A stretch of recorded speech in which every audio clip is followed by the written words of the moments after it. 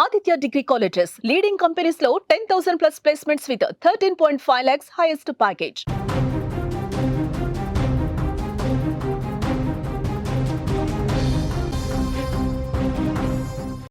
మరో breaking news చూస్తున్నాం. వైష్ణవిని చంపిందెవరు? రోజుకో మలుపు తిరుగుతుంది వైష్ణవి కేసు. కేసులో ప్రియుడికి పోలీసులు క్లీన్ చిట్ ఇవ్వడం జరిగింది. ఎవరు చంపారన్న దానిపై ఇప్పుడు తీవ్ర ఉత్కంఠ అయితే నెలకొంది.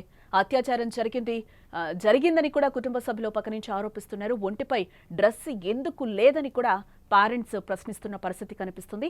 న్యాయం చేయాలని కూడా వారు డిమాండ్ చేస్తున్నారు. అవసరమైతే సీఎం చంద్రబాబు దగ్గరికి వెళ్తామని కూడా పేరెంట్స్ చెప్తున్న పరిస్థితులు కనిపిస్తున్నాయి. గండికోటలో వైష్ణవి హత్య కేసులో రోజుకో మలుపు తీసుకుంటోంది. ఊహాగానాలకు సరైన ఆధారాలు లభించకపోవడంతో కేసు రోజుకో మలుపు తిరుగుతోంది. ప్రియుడు లోకేష్ కు ఈ కేసులో పోలీసులు క్లీన్ చిట్ ఇచ్చిన రోజుకొక బిగ్ ట్విస్ట్ బయటపడగా తర్వాత అన్నపై అనుమానాలు కూడా వ్యక్తమవుతున్నాయి. కానీ తాను చంపలేదని, చెల్లిని చంపే దుర్మార్గుణ్ణి కాదని కూడా చెప్తున్నాడు సురేంద్ర. దీంతో ఎవరు చంపారు అన్న మిస్టరీ కొనసాగుతున్న సమయంలో వైష్ణవి కుటుంబ సభ్యుల ఆరోపణలు కొత్త అనుమానాలు కలుగజేస్తున్నాయి. గండికోటలో యువతిపై ఎలాంటి అత్యాచారం జరగలేదని పోలీసులు చెప్పగా ఆమె తల్లిదండ్రులు మాత్రం అత్యాచారం జరిగిందని ఆరోపిస్తున్నారు. ఒంటిపై డ్రెస్సు ఎందుకు లేదని ప్రశ్నిస్తున్నారు. తమకు న్యాయం చేయాలని, అవసరమైతే సీఎం చంద్రబాబు వద్దకు వెళ్తామని కూడా పేరెంట్స్ చెప్తున్న పరిస్థితులు కనిపిస్తున్నాయి. ఒక్కసారి వారు ఏమంటున్నారో వారి మాటల్లోనే మనం వినే ప్రయత్నం చేద్దాం. ఒకసారి పాప రావలేదమ్మా పొద్దున్న నుంచి కాలేజ్ కంటే, ఫ్రెండ్స్ విచారించుకుంటే మాతో గండికోటకు పోతానని చెప్పిందన్నారు. ఆత్రంగా మా పాప కనిపించలేదని టెన్షన్లో మేము చేసిన మిస్టేక్ ఏంటంటే బాబును ఒక్కడిని పంపించడం. మా పాప కనిపించలేదన్న ఆత్రంతో ఆ అబ్బాయి ఏం జరిగిందో అని వెళ్ళింటే నా కొడుకే నా కూతుర్ని చంపినా అని ఎంత నిర్దాక్షిణ్యంగా చెప్తారు సార్. అన్న చెల్లెని చంపుతాడా? ఎంత పరువు ప్రతిష్ట కోసము అయితే 4 ఏళ్ళు వేసుకుంటాం, తల్లిదండ్రులుగా కాదనట్లేదు. చంపేంత క్రూరత్వంగా దిగజారలేదు సార్. ఇంకా అది సొంత అన్న. పాప బట్టలు తీస్తాడా? అన్నగారు బట్టలు తీస్తారా? గొంతు బీసికి చంపేసినారా? అదే మీకు వచ్చిందా రిపోర్ట్స్లో? ఒప్పుకుంటా. పాప ఒంటి మీద కాళ్ళు, గాయాలు, ఇవన్నీ పోస్ట్ మార్టం వచ్చిన తర్వాత కదా మీరు మాట్లాడాలా. రేపు జరగలేదు, మేము కూడా ఒప్పుకుంటాము. మరి గాయాలు ఎట్టొచ్చే పిల్ల మీద? ఆ గాయాలు కల కారణాలు చెప్పండి. మరి డ్రెస్ లేకుండా లగ్నంగా ఎట్లా పడింది? ఏదన్నా చిన్న మిస్టేక్ మీ చెల్లెలు చేస్తే ఇంత దారుణంగా బట్టలు తీసి మరీ చంపుతారా? చెప్పండి. మేము అలాగే చేసుకుంటాము, మా ఇళ్ళలో ఇట్లా పద్ధతి ఉంది కాబట్టి మీరు కూడా అట్నే చేసినామని మాట్లాడతారా? మాట్లాడండి. కానీ దేవుడు అనేవాడు ఒకడు ఉంటాడు. నిజాలు తెలుస్తాయి. నా కూతురు ఎంత దుర్మార్గం, ఎంత దయనీయ పరిస్థితుల్లో చూసుకున్నామో మాకు తెలుసు. అలాంటి పరిస్థితే మేమే మాటలు పడుతున్నాం. మేమే మా పిల్లని చంపుకున్నామంటారు. మా పిల్లను మేము ఎక్కడో గండికోటకు తీసుకుపోయి 10 మంది నగ్నంగా అంత చెప్పుకోవాల్సిన అవసరం లేదు. ఇంట్లోనే చేసుకునే వాళ్ళం. ఇంకేంటో న్యాయం చెప్పండి మీరు. మేము మాట్లాడింది వెయ్యండి. వేరేది ఎందుకు వేస్తున్నారు? మా బాధ చెప్పుకునేది మాకు న్యాయం జరగడం కోసమే కదా మేము మీకు చెప్పుకునేది. మరి న్యాయం జరగకపోగా మేమే దోషులమా? అన్ననా? చెల్లెళ్ళు ఎంక్వైరీ కోసం వెళ్ళి చూసుకునేందుకు అన్న చెల్లెల్ని చంపుతాడా? ఇక ఇదే అంశానికి సంబంధించిన మరింత సమాచారం మా ప్రతినిధి సుదర్శన్ అందించే ప్రయత్నం చేస్తారు. ఎస్ సుదర్శన్, ఇప్పుడు వైష్ణవి తల్లి ఏ విధంగా మాట్లాడిందో కూడా విన్నాం. అన్ననే చంపేస్తాడా? ఎలా చంపేస్తాడు? గొంతు పిసికి చంపాడంటే ఓకే, బట్ అమ్మాయిని చంపే టైంలో అమ్మాయి మీద బట్టలు లేవు, మేము చాలా దయనీయ పరిస్థితిలో మేము చూసాము నా కూతుర్ని అని కూడా తల్లి ఆవేదన వ్యక్తం చేస్తున్న పరిస్థితి కనిపిస్తుంది. ఏంటి వైష్ణవి కేసు రోజుకొక ట్విస్ట్ బయటకు వస్తున్న పరిస్థితులు కనిపిస్తున్నాయి. ఇప్పటి వరకు కూడా ఒక కొలిక్కి రాని పరిస్థితి. వైష్ణవి తల్లి మాట్లాడిన మాటల్లో కొంత న్యాయం ఉంది. ఎందుకంటే ఆమె ఏమంటుంది అంటే, మా బిడ్డను కోల్పోయాము, మాకు న్యాయం చేయండి అని అడుగుతుంటే న్యాయం చేయకపోగా పైగా మా మీదే అనుమానం వ్యక్తం చేయడాన్ని మేము జీర్ణించుకోలేకపోతున్నాము అని ఆమె ఆవేదన వ్యక్తం చేస్తుంది. అంతేకాకుండా విచారణ పూర్తి కాకముందే, విచారణ కొలిక్కి రాకముందే ప్రియుడికి వైష్ణవి మరణంతో, వైష్ణవి హత్యతో ఎలాంటి సంబంధం లేదు అంటూ పోలీసులు డిఐజీనే క్లీన్ చిట్ ఇవ్వడాన్ని ఇప్పుడు అమ్మాయి తల్లిదండ్రులు జీర్ణించుకోలేకపోతూ ఉన్నారు. కేవలం ఒక సీసీ ఫుటేజ్ ఆధారంగానే విచారణ చేస్తే మరి ఆ సీసీ ఫుటేజ్ లో మా వాళ్ళు చంపినట్టు ఏం లేదు కదా, కాబట్టి మా మీద ఎందుకు నిందలేస్తున్నారు? సీసీ ఫుటేజ్ ఆధారంగా ప్రియుడి పాత్ర లేదు అని చెప్పినటువంటి పోలీసులు మరి మా తల్లిదండ్రుల పాత్ర, మా బంధువుల పాత్ర ఉంది అంటూ అందరూ కూడా తమను అనుమానించడాన్ని వాళ్ళు ఒప్పుకోవట్లేదు. ఎందుకంటే దానికి సంబంధించిన ఆధారాలు కూడా ఏమీ లేవు కదా.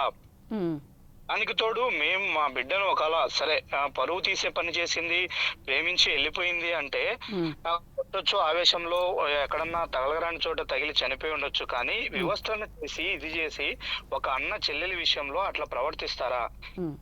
ఇది మేము ఎప్పుడు కూడా ఊహించలేదు. ఇది ఎవరికి ఎదురుకాని సంఘటన మాకు ఎదురైంది. ఇప్పుడు బాధితులుగా ఉన్నటువంటి మమ్మల్ని నిందితులుగా చూపించే ప్రయత్నం చేస్తూ ఉన్నారు. కాబట్టి దీనిపైన మేము ఖచ్చితంగా పోరాడతాము, మా వాయిస్ వినిపిస్తామని వాళ్ళు చెప్తున్నారు. బట్ పోలీసులు కానీ బయట వాతావరణం కానీ సిచ్యుయేషన్ మొత్తం కూడా అన్ని వీళ్ళు వైష్ణవి బంధువుల వైపే చూపిస్తున్నాయి. ఎందుకంటే వేరే థర్డ్ పర్సన్ ఎవరు వచ్చి అంత క్రూరంగా ఆ అమ్మాయిని కొట్టాల్సిన అవసరం లేదు. వైష్ణవి చనిపోయే విషయంలో ఖచ్చితంగా ఆ అమ్మాయిని చాలా చిత్రహింసలకు గురి చేశారు, కొట్టారు, భయంకరంగా అమ్మాయి పైన దాడి చేశారు. ఒక కాలేయము చిట్లిపోయింది అని డిఐజీ పోస్ట్ మార్టం రిపోర్ట్ లో వచ్చిందని చెప్తున్నాడంటే పుత్తి కడుపులో బలంగా కాలితో తంతేనో బలంగా కొడితేనో తప్ప ఆ పార్ట్ వరకు ఆ నొప్పి తగిలి అది చిట్లదు. అది ఆ ఆర్గాన్ డిస్టర్బ్ కావడం వల్ల, ఆ ఆర్గాన్ దెబ్బతినడం వల్లే ఆ పాప చనిపోయింది అని చెప్తూ ఉన్నారు. అంటే అంతేకాకుండా కాళ్ళన్నీ కూడా కమిలిపోయి ఉన్నాయి, అమ్మాయికి ముక్కులో బ్లడ్ వచ్చింది, తీవ్రంగా కొట్టారు, కొట్టి చంపేశారు, కొట్టడం వల్లే చనిపోయింది అన్నది పోస్ట్ మార్టం ఆధారంగా కానీ ఇప్పుడు ఆ అమ్మాయి సిచ్యుయేషన్ల ఆధారంగా కానీ తెలుస్తుంది. ఇదంతా కూడా పోలీసుల వర్షన్ లాగా మనం భావించాల్సి ఉంటది. అయితే ఇప్పుడు ఇంకొక ట్విస్ట్ ఏంటంటే ఇప్పుడు ఆ అమ్మాయి మృతదేహాన్ని గుర్తించడంలో ముందుగా గుర్తించింది ఆ అమ్మాయి కుటుంబ సభ్యులే. తమతో పాటు నిజానికి వెతకడానికి వాళ్ళు వచ్చారు, కానీ ఎటువైపు పై పక్క నుంచి మేము చూసాము, కింది వైపు నుంచి చూసాము, కానీ మాకెవరికి కనిపించిన ఆ బాడీ ఇక్కడ ఉంది అంటూ వాళ్ళ బంధువు కొండయ్య అనే వ్యక్తి మాకు చెప్పాడు.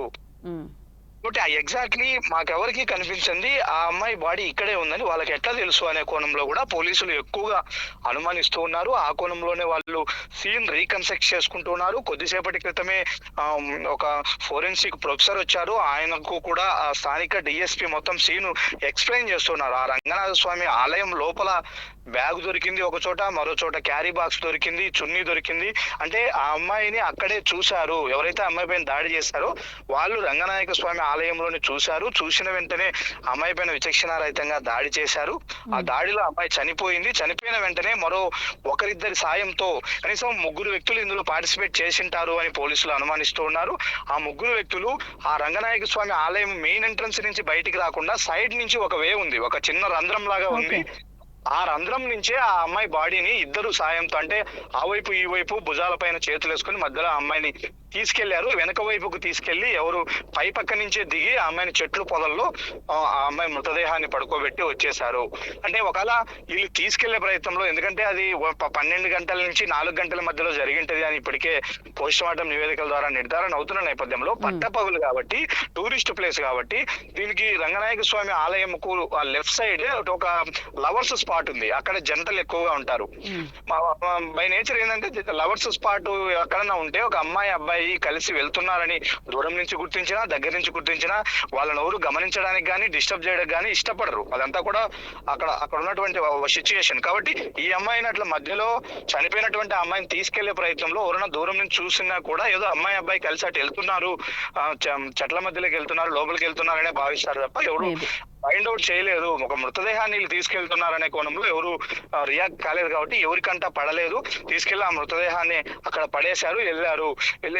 తర్వాత రోజు కానీ జరిగిన రోజు సాయంత్రము కంప్లైంట్ వచ్చిన తర్వాత ఎతికినప్పుడు కానీ, తర్వాత రోజు మృతదేహం దొరికినప్పుడు కానీ వాళ్ళ కుటుంబ సభ్యులే ఫస్ట్ మృతదేహాన్ని ఐడెంటిఫై చేయడం వెనుకున్నటువంటి కారణం ఏంటి అన్నది ఇప్పుడు పోలీసులు చేస్తున్నటువంటి వర్షన్, వాళ్ళు అనుమానిస్తున్నటువంటి వర్షన్. కానీ పోలీసులు కూడా వీళ్ళు ఎవరైతే ఇప్పుడు అమ్మాయి తరపు ఉన్నారో వాళ్ళు ఏమీ నిందించాల్సిన అవసరం లేదు, తప్పుపడాల్సిన అవసరం లేదు. ఎందుకంటే వాళ్ళ తరపున అన్ని అనుమానాలు, అన్ని క్లూస్ దొరుకుతున్నప్పటికీ ఇప్పటికీ వైష్ణవి కుటుంబ సభ్యులు ఏ ఒక్కరిని కూడా అదుపులోకి తీసుకోలేదు, వాళ్ళని కనీసం విచారించడం లేదు, వాళ్ళపైన బహిరంగంగా పోలీసులు ఎలాంటి స్టేట్మెంట్ ఇవ్వలేదు. కేవలం ప్రియుడికి క్లీన్ చిట్ ఇచ్చారన్న దాన్ని ఇప్పుడు వైష్ణవి బంధువులు కొంత జీర్ణించుకోలేకపోతున్నారు. ఆ అబ్బాయి తీసుకెళ్లి చంపేశాడు అని ప్రగాఢంగా వీళ్ళు అంటే సుదర్శన్ ఇక్కడ ఒక పాయింట్ కూడా, అంటే పోలీసులు కూడా నిన్నటి నుంచి క్లియర్ గా చెప్తున్నారు, అంటే లోకేష్ ప్రమేయం లేదు, అబ్బాయి దింపి వెళ్ళిపోవడం మాత్రం వాస్తవం. ఆ విజువల్స్ కూడా మనకి లైవ్ లో కనిపిస్తున్నాయి. తను తీసుకెళ్ళినప్పుడు విజువల్ ఉంది, తను బయటకు వచ్చినప్పుడు విజువల్ కూడా మనకి కనిపిస్తున్న నేపథ్యంలో లోకేష్ కి అయితే క్లీన్ చిట్ ఇచ్చారు. మరి రేప్ జరగలేదని కూడా పోలీసులు చెప్తున్న సిచ్యువేషన్ అయితే కనిపిస్తుంది. పేరెంట్స్ వర్షన్ అయితే ఇంకో వెర్షన్ మనకి వినిపిస్తున్నారు. వాళ్ళైతే ఖచ్చితంగా జరిగింది, వివస్రగా నా బిడ్డ పడుంది అని చెప్పి కూడా తల్లి చెప్తుంది. ఎస్, దీని అంతటికీ పోలీసుల ఆన్సర్ ఏ విధంగా ఉండబోతుందని అనుకోవచ్చు అంటారు? దీనికి సంబంధించి ప్రెస్ మీట్ పెట్టే అవకాశాలు ఏమైనా కనిపిస్తున్నాయా పోలీసులు? ఒకటి, అత్యాచారం జరిగిందనే విషయంలో తల్లిదండ్రులు ఆరోపిస్తూ ఉన్నారు. కాకపోతే అత్యాచారం జరగలేదని పోలీసులు పోస్ట్ మార్టం రిపోర్ట్ లో ప్రాథమికంగా నిర్ధారణ అయిందని వాళ్ళు పోలీసులు ఓపెన్ గానే అనౌన్స్ చేశారు. కాబట్టి అంత ఈజీగా పోలీసులు అనౌన్స్ చేయరు. ఎందుకంటే రేపు పోస్ట్ మార్టం రిపోర్ట్ పొందడానికి అవకాశం ఉంటుంది తల్లిదండ్రులకు. దాంట్లో ఏముందనే తెలుస్తుంది. 9 మంది డాక్టర్లు కలిసి పోస్ట్ మార్టం చేశారు. అమ్మాయి వైష్ణవి మృతదేహానికి పోస్ట్ మార్టం నిర్వహించారు. అన్ని కోణాల్లో కూడా క్షుణ్ణంగా, ఎందుకంటే ఒక డెత్ మిస్టరీ కాబట్టి అందులోనూ ఒక మైనర్ బాలిక, స్టూడెంట్ గా ఉన్నటువంటి అమ్మాయి ఒక ప్రియుడితో కలిసి వెళ్ళి అలాంటి ఘోరమైన స్థితిలో దొరికింది కాబట్టి ఆ కేసు లో అనేక కోణాలు ఉంటాయి. ఎన్ని కోణాలైనా ఉండొచ్చు అన్నది పోలీసుల క్వశ్చన్. కాబట్టి వాళ్ళకు పూర్తిగా ఏమైనా కరెక్ట్ ఇన్ఫర్మేషన్ దొరకాలన్నా, కొంతలో కొంత డేటా లభించాలన్నా అది పోస్ట్ మార్టం నివేదిక ఆధారంగానే వాళ్ళు ఫస్ట్ కొంత ఎవిడెన్స్ వస్తుంది వాళ్ళకు. ఎప్పుడు చనిపోయి ఉంటది, ఎలా చనిపోయి ఉంటది అనే విషయాలు దాంట్లోనే తెలుస్తాయి. కాబట్టి దాన్ని చాలా ప్రిస్టేజియస్ గా తీసుకున్నారు. 9 మంది డాక్టర్లతో పోస్ట్ మార్టం నిర్వహించారు. పూర్తిగా ఆ నివేదికను కూడా వాళ్ళు తెప్పించుకొని చూశారు. కాబట్టి వీళ్ళు అనుమానిస్తున్నట్టు అత్యాచారం జరుగుంటే పోస్ట్ మార్టం రిపోర్ట్ తీసుకొని వాళ్ళు తల్లిదండ్రులు పోలీసుల నుంచి పొందవచ్చు, వాళ్ళు క్రాస్ చెక్ చేసుకోవచ్చు కూడా. కాబట్టి ఎందుకంటే ఏదైనా ఒక కేసులో ఒక బాధితురాలకి ఇట్లా జరిగింది అట్లా జరిగిందని ముఖ్యంగా మీడియా వాళ్ళు కూడా అత్యుత్సాహంతో చెప్పేటప్పుడు పోలీసు పేరెంట్స్ అభ్యంతరం చెప్తారు. నిజానికి ఎందుకు మా అమ్మాయి విషయంలో అట్లా చెప్తూ ఉన్నారు, మా అమ్మాయి అలాంటి కాదు, ఇటెళ్ళింది అంటున్నారు, అత్యాచారం జరిగింది అంటున్నారు, ఇవన్నీ లేనిపోయినట్టు ఎందుకు సృష్టిస్తారు అనే వర్షన్ ఎక్కువగా వినిపిస్తూ ఉంటది, మనం కూడా చూస్తూ ఉంటాం. కానీ ఇక్కడ మా అమ్మాయిని రేప్ చేశారు, గ్యాంగ్ రేప్ చేశారు, వాళ్ళిద్దరు బైక్లో వెళ్ళిన తర్వాత వాళ్ళ వెనకాల 2 వెళ్ళారు. ఇవన్నీ కూడా పోలీసులే నిర్ధారించక ముందే తల్లిదండ్రులు ఏకంగా సుమన్ టీవీకి ఇచ్చినటువంటి ఇంటర్వ్యూలోనే అమ్మాయి తల్లి ఆరోపిస్తుంది. వాళ్ళిద్దరు బైక్ పైన వెళ్ళారు, మరో 2 వెనక వైపు వచ్చారు, వీళ్ళను ఆ అమ్మాయి గమనించలేదు, వాడొక్కడే వస్తున్నాడు కదా, తను నన్ను ఏమీ చేయలేడని భావించింది, కానీ వాడు ఒక గ్యాంగ్ ని తీసుకెళ్లాడు, తర్వాత అందరూ కలిసి ఆ అమ్మాయిని వేధించి అత్యాచారం చేసి చంపేశారు అంటూ ఆమె ఫస్ట్ నుంచి కూడా అదే వర్షన్, అదే ఆరోపణలు చేస్తుంది. కాకపోతే దానికి సంబంధించి ఎలాంటి ఎవిడెన్సెస్ కూడా పోలీసులకు దొరకలేదు. ఎందుకంటే ఫస్ట్ ఎవరైతే బాధితులుగా ఉంటారో బాధితుల వర్షన్ నుంచే పోలీసుల ఎంక్వైరీ స్టార్ట్ అవుద్ది. వాళ్ళ నుంచే వాళ్ళు ఇచ్చిన కంప్లైంట్ ఆధారంగానే, వాళ్ళు ఇచ్చే అనుమానితుల ఆధారంగానే ఇదవుతుంది. ఇప్పుడు అమ్మాయి వెళ్ళిపోయింది గండికోట కంటానే వాళ్ళు ఏ విధంగా లోకేష్ తీసుకెళ్ళింటాడని వాళ్ళు కూడా ఎలా ఎక్స్పెక్ట్ చేశారంటే వాళ్ళిద్దరికి ప్రేమ ఉంది కాబట్టి బై నేచర్ వాళ్ళు ఎక్స్పెక్ట్ చేశారు. అమ్మాయి అన్న కాబట్టి గండికోటకు వచ్చారు. వాళ్ళ అజంప్షన్ కొంత కరెక్ట్ అయింది, నిజంగానే వాళ్ళిద్దరు కలిసి గండికోటకు వచ్చారు. తర్వాత ఏం జరిగింది అన్నది ఎవిడెన్సెస్ చూపిస్తున్నారు పోలీసులు. పక్కాగా ఆ రిసార్ట్ లో 2 hours ఉన్నారు, వాళ్ళు రూమ్ తీసుకున్నారు అంటున్నారు. మళ్ళీ వచ్చే అబ్బాయి గండికోట ఎంట్రన్స్ దగ్గర కోటగుమ్మం దగ్గర వదిలేసి వెళ్ళాడు. ఆ వదిలేసి వెళ్ళిన విజువల్ కూడా ఉంది స్పష్టంగా. అక్కడే ఆ అబ్బాయి లోకేష్ ఎవరైతే ఉన్నారో ఆ అమ్మాయిని దింపే ప్రయత్నంలో అక్కడ ఎదురుగా ఒక బైక్ వచ్చింది. స్థానికుడు అతను కూడా అడిగారు, అన్న ఇక్కడికి బస్సు ఎన్ని గంటలకు వస్తుంది అని. ఎందుకంటే ఆ అమ్మాయి నువ్వు వెళ్ళిపో, నేను బస్సుకు వచ్చేస్తాను అని చెప్పింది అతనితో. కాబట్టి బస్సు 6 గంటలకు ఉంది అని అతను కూడా రిప్లై ఇచ్చాడని ఇక్కడ ఉన్నటువంటి ప్రత్యక్ష సాక్షులు చెప్తూ ఉన్నారు. కాబట్టి అదంతా ఆ అబ్బాయి నడవడికలన్నీ కూడా గండికోటలో క్లియర్ కట్ గా ఉన్నాయి లోకేష్ కి. సరే, ఇప్పుడు వీళ్ళు ఏమంటున్నారంటే వైష్ణవి వాళ్ళ అన్న కూడా ఏమంటున్నారంటే నేను ఎంటర్ అయ్యి నేను బయటకు వచ్చానని 30 నిమిషాల్లో బయటకు వచ్చానని పోలీసులు చెప్తున్నారు కదా, మరి 30 నిమిషాల్లోనే నా పాత్ర ఏముంటుందాడా? అసలు నేను ఎంటర్ అయ్యి ఎగ్జిట్ అయినటువంటి సీసీ ఫుటేజ్ ను కూడా రిలీజ్ చేయాలి పోలీసులు. ఆ అబ్బాయి ఇచ్చినప్పుడు నాది ఎందుకు ఇవ్వట్లేదంటూ కూడా వాదిస్తున్నారు. నిజానికి సురేంద్ర ఎంటర్ అయినటువంటి సీసీ ఫుటేజ్ బయటికి రాలేదు. అదైతే సంఘటన జరిగింది మరుసటి రోజు ఉదయాన్నే వచ్చింది. తర్వాత పోలీసులు ఆ సీసీ ఫుటేజ్ మొత్తాన్ని కూడా స్వాధీనం చేసుకున్నారు. కాబట్టి అప్పటి నుంచి ఒక క్లిప్పింగ్ కూడా బయటికి మీడియాకి కానీ ఎవరికి కూడా ఇవ్వలేదు. పోలీసుల ఆధీనంలోనే సీసీ ఫుటేజ్ అంతా ఉంది. దానికి క్షుణ్ణంగా వాళ్ళు అనాలిసిస్ చేస్తున్నారు. ఎన్ని వెహికల్స్ వచ్చాయి, ఎంతమంది వ్యక్తులు వచ్చారు, ఎస్ వాళ్ళ దగ్గర ఏ మొబైల్స్ ఉంటాయి, ఆ mobile numbers, cell phone signals trace out చేస్తూ ఉన్నారు. ఎస్ అంటే సుదర్శన్, ఈ రోజు ఏమైనా ఎవిడెన్స్ దొరికితే ఏమైనా పోలీసులు దీనికి సంబంధించి ఏమైనా క్లారిఫికేషన్స్ ఇచ్చే అవకాశాలు కనిపిస్తున్నాయి అంటారా? ఆఫ్ ది రికార్డ్ పోలీసుల నుంచి మనకు వినిపిస్తున్నది ఏంటంటే ఈ రోజు కూడా ప్రెస్ మీట్ ఉండదు. ఓకే, మేము నిన్న చాలా హోప్ పెట్టుకున్నాము. ఖచ్చితంగా మంచి క్లూ దొరికింది మాకు. ఆ క్లూ ద్వారా వెళితే ఒక 2-3 గంటల్లోనే మేము ట్రేస్ అవుట్ చేయగలుగుతాము నిందితుందని మేము భావించాము. బట్ ఆ క్లూలో మాకు చిన్న అనుమానం రేకెత్తింది. మళ్ళీ ఆ క్లూలో చిన్న లోపం కనిపిస్తుంది. కాబట్టి మేము మళ్ళీ దాన్ని క్రాస్ చెక్ చేసుకుంటున్నాం, మళ్ళీ రీకన్స్ట్రక్ట్ చేసుకుంటున్నాము. కాబట్టి ఎగ్జాక్ట్లీ ఎవడు నిందితుడు అనేది ఎగ్జాక్ట్ ఎవిడెన్స్ వచ్చిన తర్వాత మేము మీడియా ముందు పెట్టగలము. కాబట్టి టేక్ సమ్ టైమ్, ఈ రోజు కూడా ఉండకపోవచ్చు అని వాళ్ళు ఆఫ్ ది రికార్డ్ గా పోలీసులు చెప్తూ ఉన్నారు. నిన్న డిఐజీ చెప్పాడు, చాలా కాన్ఫిడెంట్ గా చెప్పాడు, మాకు క్లూ దొరికింది, మేము పట్టుకుంటాము అని. ఆ క్లూనే ఇప్పుడు వాళ్ళకి కొంత అనుమానంగా ఉంది. మళ్ళీ అక్కడ కొంత మలుపు తిరుగుతుంది కథ. ఏంది అనేది చూడాలి. అయితే చంపిన వ్యక్తులు మాత్రం చాలా చాలా టెక్నికల్ గా, చాలా చాకచక్యంగా ఇక్కడ నుంచి తప్పించుకున్నట్టుగానే మనకు అర్థమవుతుంది. ఎందుకంటే ఎంట్రన్స్ లో ఒక సీసీ ఫుటేజ్ ఉంది, తర్వాత ఉంది. ఆ 2 ఫుటేజ్లు కాదని తప్పించుకున్నారు. ఎక్స్పెక్ట్ చేయాలి, ఎందుకంటే ఇంతసేపు పట్టుకోలేదంటే. రైట్ సుదర్శన్, మరిన్ని అప్డేట్స్ కోసం మళ్ళీ మిమ్మల్ని కాంటాక్ట్ చేస్తాం. ఇక్కడ మనం చూడొచ్చు, తల్లిదండ్రుల ఆరోపణలు ఇప్పుడు మళ్ళీ కొత్త ప్రశ్నలు ఉత్పన్నమవుతున్న పరిస్థితులు కనిపిస్తున్నాయి. మరి ఈ కేసు ఎటువైపు తిరుగుతుందో కూడా మనం చూడాలి. ప్రస్తుతం స్థానిక పరిస్థితి, కేసు అప్డేట్ మనకు వస్తూ ఉన్నాయి. ఈ అప్డేట్స్ కోసం మీరు ఇంకా ఫాలో అవ్వాలి అంటే కూడా మీరు సుమన్ టీవీ చూడండి. దీనికి సంబంధించి వైష్ణవి తండ్రి కూడా కొన్ని మాట్లాడిన సంఘటనలు అయితే కనిపిస్తున్నాయి మీడియాతో. ఆయన ఏం మాట్లాడారని కూడా ఒకసారి చూసే ప్రయత్నం చేద్దాం. మేము మా పాపను పోగొట్టుకొని మేము ఒక సిఐ, ఒక ఎస్ఐని ఎంతమ్మడి పెట్టుకొని తెల్లవార్డులు ఉండి గండికోటలో మొత్తం అన్నీ చూసి వాళ్ళ వెనకమండి సీసీ ఫుటేజ్లు మొత్తం A to Z అన్నీ చూసుకొని వాళ్ళ వెనకమండి ఉంటే ఇప్పుడు నేను మా సురేంద్ర మేము చేసినామని మా మీద నిందలు వేస్తున్నారు. అనవసరమైన ప్రెస్, అనవసరమైన టీవీలలో ఎక్కువ చేస్తున్నారు సార్. ఇది అసలు పద్ధతి కాదు. ఏ రిపోర్ట్లు రాలేదు, ఏమీ లేదు. నన్ను మా తమ్ముడిని మేమే చంపినామని చెప్తున్నారు. అది చాలా తప్పు. నేను యాడికి పోవాలనే పోతా, డిఐజీ కాడికైనా పోతా, ఎస్పీ కాడికైనా పోతా, వాటం పడితే కన్నా చంద్రబాబు నాయుడు సార్ కాడికైనా పోతా న్యాయం